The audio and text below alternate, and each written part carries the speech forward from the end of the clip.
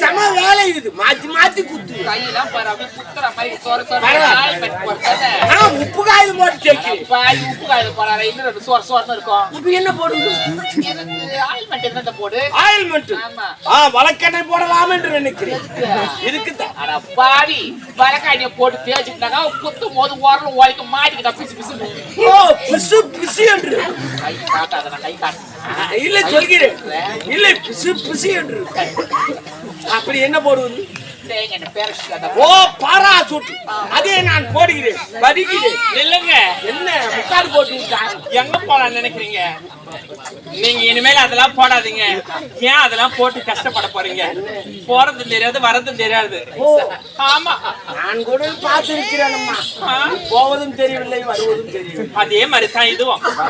ஆனா நீ இதை மட்டும் போட்டுன்னு வச்சுக்க கண்டிப்பா அப்படியே உனக்கு நோய் வருமா? சொர்க்கலோகம் போற மாதிரி இல்ல இதை மட்டும் போட்டான்னு நான் அவன் நினைச்சுக்கணும். சொர்க்கலோகம் போற மாதிரி இருக்கும். அப்படியா? விளக்கமாதுக்கே போற மாதிரி சொர்க்கலோகம் எப்படி தெரியுமா இருக்கும்? இனிமேல் நீ எதையுமே போட தேவையில்ல. அந்த இலப்பெண்ணெய் இருக்குது பத்தியா? அத வாங்கி தடவிட்டு போட்டேன்னு வச்சுக்க. இலப்பெண்ணெய் போடுவாங்க. பேன் வந்துச்சுன்னா போடுவாங்க. ஒரு தடவை இதுக்கு போட்டு பாருங்க எப்படி போய் வருதுன்னு. நீங்கள் பார்த்து கொண்டிருப்பது உங்கள் செய்யாறு பையன் யூடியூப் சேனல். லைக் பண்ணுங்க, ஷேர் பண்ணுங்க, மறக்காம சப்ஸ்கிரைப் பண்ணுங்க. சரி விடு, அது போலனா கூட பரவாயில்ல. மெடிக்கல் போயிட்டு நாளைக்கு ஜீவா மெடிக்கல்ல ஆமா செய்யார்ல நான் சொன்னேன்னு சொல்லி என் பேரை சொல்லி பேமஸ். இதெல்லாம் நான் போயிட்டு வாங்கினா எனக்கு இது வாங்கி போத்தா ஃப்ரீயாவே தருவாங்க. எனக்குலாம் ஃப்ரீயா? அது கவர்மெண்ட் ஆஸ்பத்திரியில ஃப்ரீயா தராங்க. ஐயோ அதெல்லாம் குவாலிட்டி கிடையாது. ஆமா நீங்க போயிட்டு என் பேரு சொன்னாலே போறோம் உனக்கு ஃப்ரீயாவே கொடுப்பாங்க. ஆலிவாரா ஜெல்லுன்னு கேட்டா கொடுப்பாங்க. ஆலிவாரா ஜெல்லா? ஆமா அத கேட்டா கொடுப்பாங்க. அத வாங்கி தடவி பாரு. போறதும் தெரியாது வரதும் தெரியாது. அவ்வளவு அழகா ஆலிவாரா ஜெல். ஆமா நாளையிலும் அதே போடுகிறேன். அவளை அனுப்பு. நான் சனரிக்கிறேன்.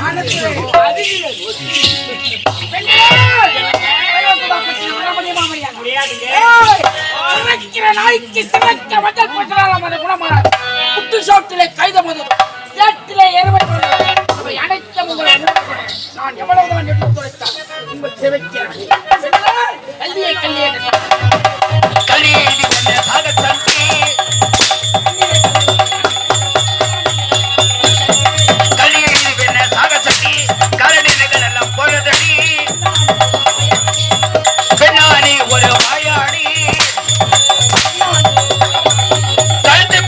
நறுக்கி கொள்வேன்.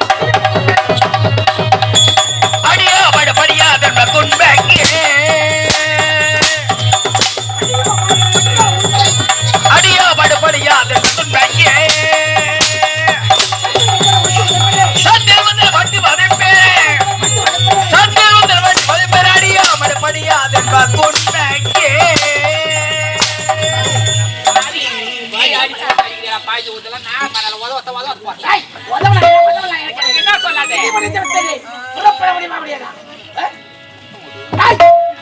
என்னடி கேட்கிறாய்?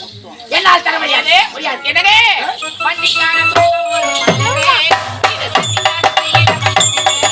வண்டிக்கார சொந்த ஒரு மாத்தூரே அந்த சண்டிக்கார செய்ய நம்ம புரியுதே.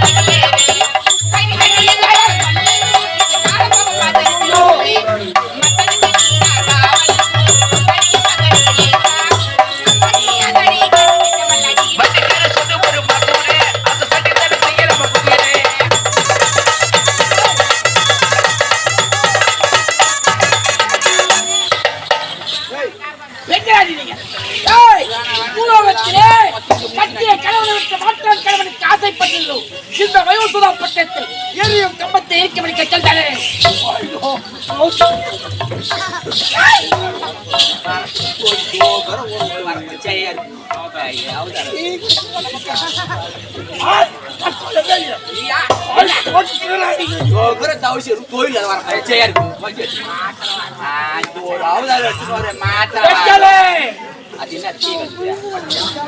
கைப்பட்டா மொத்தம் மாறிடியா அவனுக்கு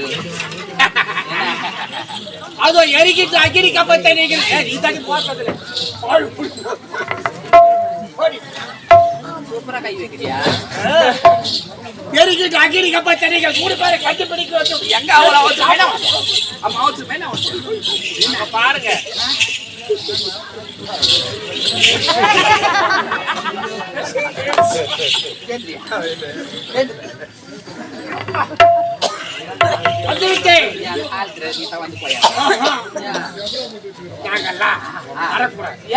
எங்க பிரபு தவிர வேற யாரையும் செய்யக்கூடாது.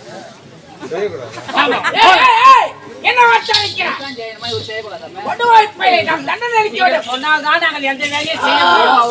நீ வருவேன். நாங்க இதுக்கெல்லாம் வர முடியாது. கல்யாணம் ஆயிடுச்சா? கொண்டாடி இருக்கிறாங்களா? இருக்கிறார்கள். அங்கேயும் பிரபு சொன்னா போய்வேன்.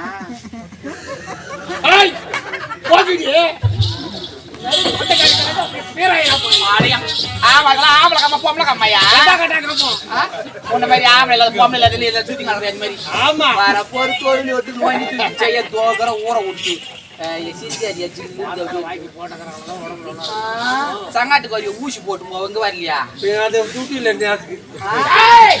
உனக்கு ஒரு ஹாஸ்பிட்டல் தாண்டிருக்கிறாங்க ஒரு சங்காட்டுல போயா பெண்களே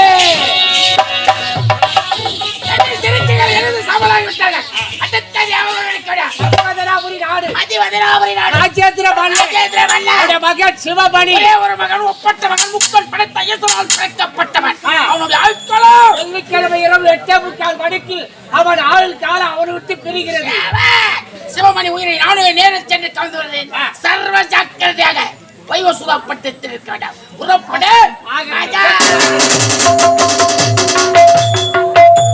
ஆடாதாட்டமெல்லாம் ஆடி காட்டு இந்த கூடு விட்டியா போனா நாளை செல்வது இடிகாடு. இந்த மனிதன் உயிரோ கண்ணுக்கு தெரியாத காத்து.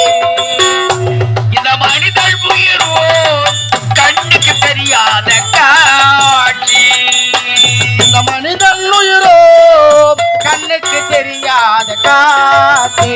இது உடலுக்குள்ள இருக்கும் வரை உலகத்திற்கு கூத்து. தெரிஞ்சு நடந்துக்கப்பா பார்த்து. இந்த மனிதன் உயிரோ கண்ணுக்கு தெரியாத காட்சி.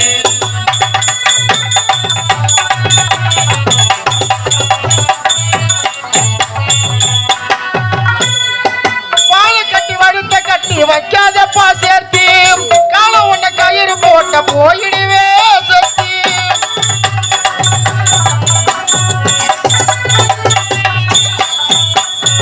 வாழை கட்டி வழுத்த கட்டி வைக்காதப்பா சேர்த்தி.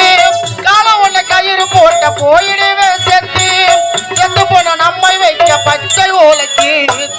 செத்து போன நம்மை வைக்க பச்சை ஓலைக்கு. அங்க ஆளுக்கு ஒரு மாலை போட்டு ஆடிடுவார் கூத்து. ஆடிடுவார் கூத்து. இந்த மனிதன் உயிரோ கண்ணுக்கு தெரியாத காட்சி.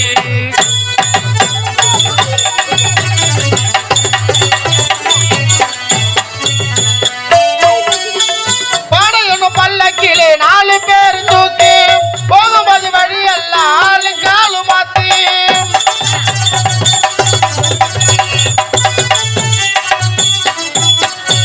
பானை என்னும் பல்லக்கிலே 4 பேர் தூக்கி போகும்போது வழியெல்லாம் ஆளு காலு மாத்தி. கல்லறையின் முனையினிலே அரிச்சந்திரன் பாட்டு.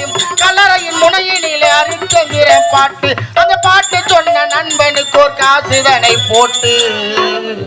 காசுதனை போட்டு.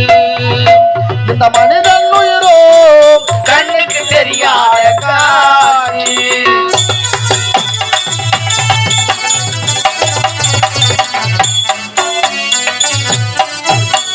புதுக்கும் போது பள்ளத்திலே 3 முறை காட்டி. உற்றார உறவினரும் வாக்கரிசி போட்டு.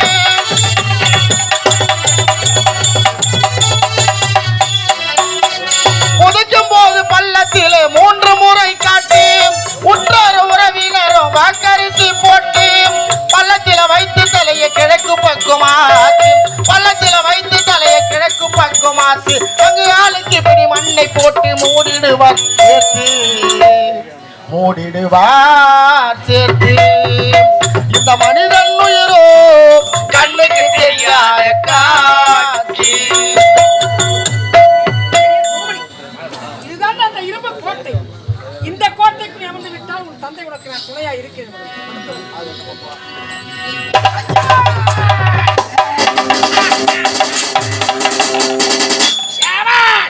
மதிவதனாபுரி நாடு ராஜேந்திர மன்னர் இருவினால் ஒரு கோட்டையை வைத்து அந்த நடுவே அவன் மகனை அமர வைத்து உறக வைத்திருக்கிறார்.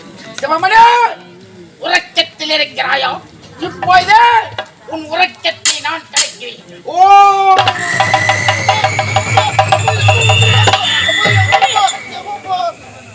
ஏண்டா இப்படி என்னை பயமுறுத்துறேன்? இந்த இரும்பு கோட்டைக்குள்ளே எறும்புக்குள் நுழையாது. எவனாவது இங்கு வருவதா? இதற்கு வருந்தாதி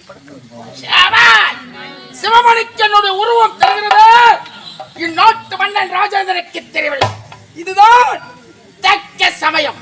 உலகத்தில் ஒருவர் உயிரை கவர வேண்டும் என்றால் சில சாக்கு போக்கு சொல்லித்தான் கவர வேண்டும்.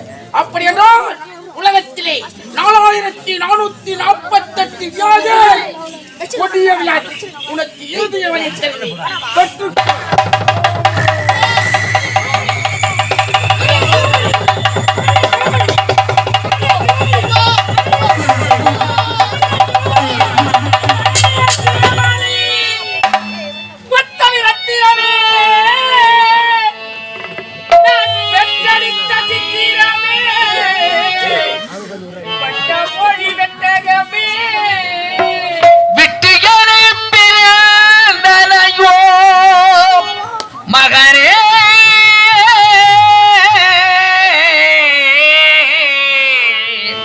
மகனே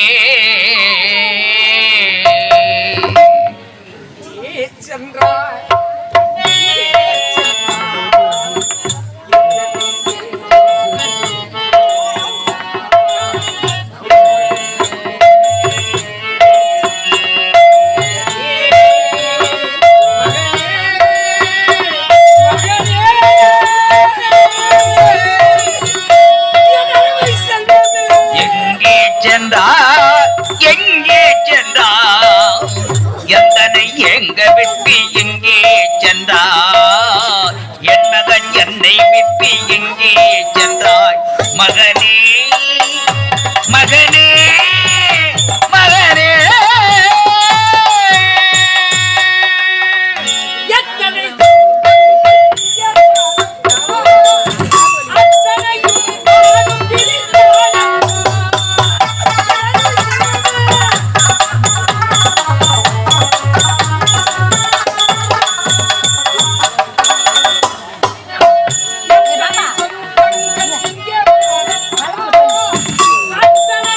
நானும் விழித்தாலும்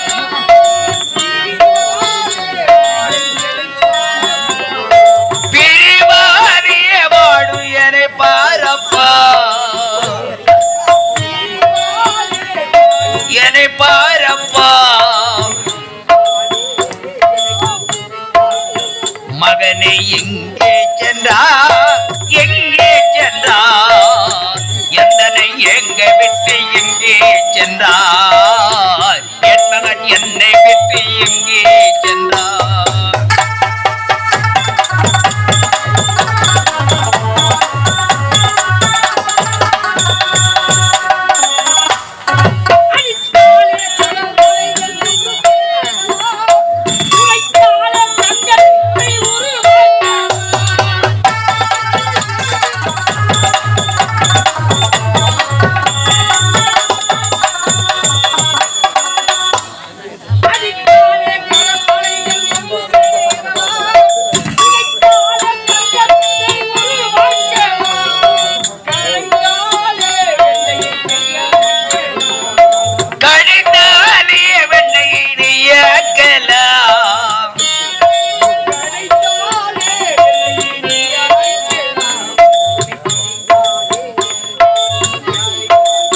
மகனே எங்கே சென்றார் எங்கே சென்றார் எங்கே சென்றார்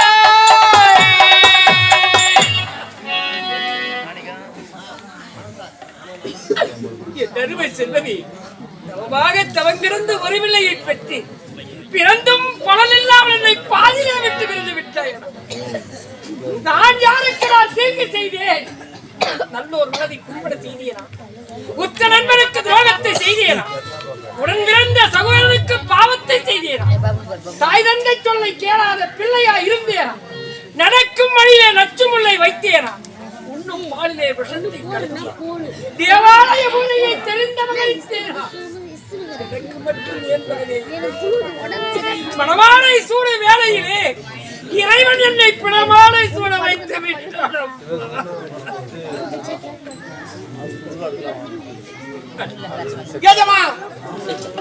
ஆண்டுதோறும் அழுது புரண்டாலும் மாண்டவர் வருவார் மாநிலத்தில் உயிர்க்கின்றவரை இறந்த என் மகன் மீண்டும் எழுந்து இறைன அப்பா என்று அழைக்கப் போகிறேன். இது என்னை எங்கு கொண்டு சேர்க்கிறதோ எடுத்துக்கொள் என் மகனை இடுகாடு என்று சொல்லக்கூடிய சுடுகாட்டை அடக்க உத்தரவு. புறப்படும் ராஜேந்திர மன்னா, நான் தான் ஆசிரியர் பேசுகிறேன். இறந்த உன் மகனை எங்க எடுத்து செல்கிறாய்? போல என் மகன் உடலை எரிப்பதற்கு இடுகாடு என்று சொல்லக்கூடிய சுடுகாட்டுக்கு எடுத்து செல்கிறேன். எரிப்பதற்கு எடுத்து செல்கிறாயா? உன்னுடைய மகனுக்கு திருமணம் முடிந்து விட்டதா? இதுவரை என் மகனுக்கு திருமணமே நடக்கவில்லை. திருமணம் நடக்காமல் அவனை எரித்தாலோ புதைத்தாலோ அவனுடைய ஆவியானது அங்கும் இங்கும் அலைந்து கொண்டிருக்கும். ஆகையால் நான் சொல்வதை போல் அவனுக்கு திருமணத்தை நடத்தி போன மகனுக்கு திருமணமா? உயிர்க்குறு வெள்ளை பார்த்தாலே அது குறை இது குறை என்று சொல்லுகிற காலத்திலே இருந்து போன இந்த பிணத்துக்கு யார் பெண் கொடுப்பார்? ஏன் பெண் கொடுக்க மாட்டார்கள்? உன் நாட்டில் பேர்பாதியம் 10 லட்சம் பணம் தருவதாக நாடெங்கும் பறைசாட்டினால் எத்தனையோ ஏழை பெண்கள் வரதட்சணை கொடுமையால் சிற்றன்னை கொடுமையால் வாடி வதங்கிக் கொண்டிருக்கிறார்கள். நான் சொல்வது போல் செய், நன்மையே நடக்க. இருந்த ஒரு மகனே இறந்து விட்டான். இனி இந்த நாடு எதற்கு? எனக்கு இந்த நகரத்திற்கு பொழுதற்கு என் மகன் உயிர் பெற வேண்டும் என்பதற்காகவே நாட்டிலே பேர்பாடி 10 லட்சம் பொன்னொடுப்பா பறைசாட்டினேன். இருப்பினும் இறந்து போன இந்த உடல் மறுநாள் கழித்ததுமே நாட்டபடி உண்மைதான். அவரை காத்திருக்குமா? இறந்த உன் மகன் நாட்டு மக்கள் ஏற்றுக்கொள்ள மாட்டார்கள். ஆகையால் இடுகாட்டில் ஒரு குடில் அமைத்து அத்தற்புணங்கு ஜம்பாது என்று சொல்லக்கூடிய வாசனை திரவங்கள் தூவிக்கொண்டே இருந்தால் நறுமண வாடையே வீசும். நான் சொல்வதை போல் செய், நன்மையே நடக்கும். எடுத்து செல். நம்பினால் கெடுவதில்லை, 4 முறை தீர்ப்பென்பார். இறைவனை நம்பியவர் இதுவரை கைவிட்டதில்லை. இவன் இறைவன் அருளால் பிறந்தவனாயிற்று. இறந்து கூட இந்த உடல் ஏதுமா நமது இல்லத்திலே வைத்திருந்தால் நம் நாட்டு மக்கள் ஏற்றுக்கொள்ள மாட்டார். இவனை கொண்டு சென்று சுடுகாட்டு குடிகளை அமைத்து திருமணம் நடக்க வரையில் அர்த்தரப்புடுகு ஜவ்வாது என்று சொல்லக்கூடிய அனைத்து அனுப்பி உத்தரவு.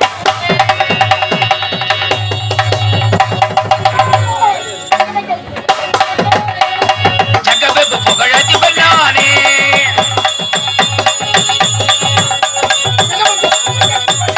ஜகபெகு புகழதி பண்ணானே திரவையடித்த பதவி அடைந்தனே திரவையடித்த பதவி அடைந்தனே ஜகபெகு புகழதி பண்ணானே எதிர்ப்பவர் மனம் செடிக்கிடும்படி ஜகபெகு புகழாதி பண்ணானே சதலோபியே சௌரோபியே சர்வ சக்திமயம் 33 கோடி தேவர்கள் 48 ரிஷிகள் தின்னரர் தும்பொருளர் சித்த வித்யாகரர் கரணகந்தர அச்சத்திற்கு பாலனம் வேலவன விநாயகன மருகனிக்க இந்த வயோசுவ பட்டத்தை சீரும் சிறப்போடு பரிமளித்தது சிவமணி உயிரை கவர்ந்து வந்து பூலோகத்திலே பாவத்தை செய்தானா புண்ணியத்தை செய்தானா கணக்கை பார்த்து தண்டனை வைக்க வேண்டும். நிதியமைச்சர் சித்திரவதைக்கவில்லையே செந்தாமரை புஷ்பம் போல் இருக்க வேண்டிய முகம் இன்று என்னமோ வாடி வதங்கி கருகரத்துக் கொண்டிருக்கு. என்ன காரணம்? என்னை மன்னித்து விட்டேன் ஒரு வார்த்தை சொல்லுங்கள் பிரபு. நான் எதற்காக உன்னை மன்னிக்க? தவறு நடந்து விட்டது. எங்கு நடந்தது? இங்கேதான் நடந்தது. எப்படி நடந்தது? தாச்சு பஞ்சல் நாட்டி மாடுகிறார்களே அந்த நாட்டுக்கிலே மதி மழகி சிவமணி உயிரை சனிக்கிழமை பிடிக்கின்ற உயிரை வெள்ளிக்கிழமை மாபெரும் தவறை புரிந்துவிட்டாயே. நாங்கள் எல்லாம் தாயின் கருவறையில் இருந்த பிரதமன். நீ அந்த வேலவனை போல் விநாயகனை போல் முருகனை போல் அப்பேற்பட்ட வழியில் மாபெரும் தவறை புரிந்து விட்டாயே. ஒரு நேரத்தில் பூலோகத்தில் மக்கள் தொகை பெருக்கெடுத்து விட்டது. ஆமா, என்னால் ஒருவனால் உயிர்களை கலந்து வர முடியவில்லை என்று அந்த முக்கன் படத்தை ஈசனை கோரி புறப்பட்டேன் என் குறையை போக்குவதற்கு. அப்போது நான் சென்ற நேரத்தில் பார்வதி அம்மையார் ஒரு சித்திரத்தை வரைந்து கொண்டு நான் உரைத்ததை பார்வதி அம்மையார் செவிக்கு ஏற்பட்டது. சுவாமி, நான் ஒரு சித்திரத்தை வரைந்திருக்கிறேன். இதற்கு உயிர் கொடுத்து யமதர்மனிடத்தில் அனுப்பி வைக்கிறேன். சித்திரகுப்தன் என்று பெயர் சுட்டி அப்பேற்பட்ட வழியில் பிறந்தது. மாபெரும் தவறை புரிந்துவிட்டாயே. ஒரு நேரத்தில் உலோகத்திலே நீதியை தவறாமல் கவர்ந்து வந்தது. மிருகண்ட மனிதனுக்கு மறுத்தது அம்மையாருக்கும் திருமணம் ஆகி பல வருடங்கள் முன்வரும் குழந்தை செல்வம் இல்லை. நாட்டு மக்கள் அனைவரும் கேவலமாக பேசுகிறார்கள். மனவருத்தத்தோடு இருந்த மிருகண்ட மனிதன் சிந்தித்து செயல்படுத்தார். அந்த முக்கன் படத்தை ஈசனை கோரி மழை என்று வாராமல், வெயில் என்று வாராமல், பனி என்று வாராமல் கடுமையான தவத்தை புரிந்தார். அப்போது என் பக்தர் என்னையே கோரி கடுங்காவம் செய்கிறார். காட்சி அளிக்க வேண்டும் என்று முக்கன் படத்தை ஈசன் மிருகணமணிக்கு காட்சி அளித்தார். மிருகணமணிவரே, என்னையே கோரி கடுங்காவம் செய்கிறாய். உன் மனக்குறையை போக்கத்தான் வந்திருக்கிறேன். உன் மனக்குறை என்ன? சுவாமி, திருமணம் ஆகி பல வருடங்கள் உருவாடி விட்டது. எனக்கு குழந்தை செல்வம் இல்லை. நாட்டு மக்கள் அனைவரும் கேவலமாக பேசுகிறார்கள். மனவருத்தத்தோடு இருக்கிறேன் என்று உரைத்தார். கண் கிளங்க வேண்டாம், கண்ணீர் வடிக்க வேண்டாம். உன் மனக்குறையை போக்கத்தான் வந்திருக்கிறேன். இப்போது நீ கேட்ட வரத்தை தருகிறேன், பெற்றுக்கொள் என்று உரைத்தார். ஆனால் ஒன்று சுவாமி, ஆனால் என்றால் 1000 வருத்தங்கள். என்னானால் உனக்கு 100 வருடம் வாழும் உண்மையற்ற ஆண் குழந்தை வேண்டுமா? 11 வருடம் வாழும் உண்மை உள்ள ஆண் குழந்தை வேண்டுமா என்று மிருகண்ட மனிதரை பார்த்து சிவபெருமான் கேட்டார். படத்தை ஈசன் கேட்டான். அப்போது 16 வருடம் உண்மை உள்ள ஆண் குழந்தை பிறந்தால் போதும் என்று மிருகண்ட மனிதர் உரைத்தார். உரைத்தார், மறைந்தார் ஈசன். சிவபெருமான் மறைந்து விட்டார். நாளொரு மேனி, பொழுதொரு வண்ணம். மருத்துவ அம்மையா சந்தோஷமாக வாழ்ந்து வரும் நிலை நிறமானத கற்பனையாகி ஒரு ஆண் குழந்தை பெற்றெடுத்தார்கள். அந்த ஆண் குழந்தைக்கு